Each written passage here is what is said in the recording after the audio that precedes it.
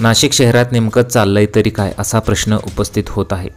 वेगवेगळ्या घटना या नाशिक शहरात घडत आहेत। आता या जोडप्यासोबत काय झालेलं आहे पहा। चॅनलवरती नवीन असाल तर MM मराठी न्यूजला जरूर सबस्क्राईब करा।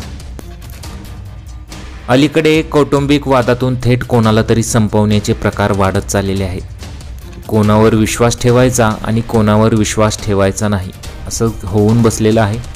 नाशिक शहरातील आडगाव पोलीस ठाणे हद्दीत इच्छामणी नगर परिसरात राहणाऱ्या विशाल निवृत्ती घोरपडे या युवकाने आपली पत्नी प्रीती विशाल घोरपडे हिच्या डोक्यात पहाटेच्या वेळी ती झोपेत असताना मुसळी घालून तिची हत्या केली। तिचा जीव घेतल्यानंतर विशालने सुद्धा स्वतःला संपवले। ही सर्व घटना सकाळी 7 वाजायच्या सुमारास उघड झाली। झालेला प्रकार समजल्यानंतर दोघांचेही कुटुंबीय त्या ठिकाणी दाखल झाले। मात्र विशालने नेमके प्रीतीला का मारले हे अद्याप समजू शकलेलं नाही।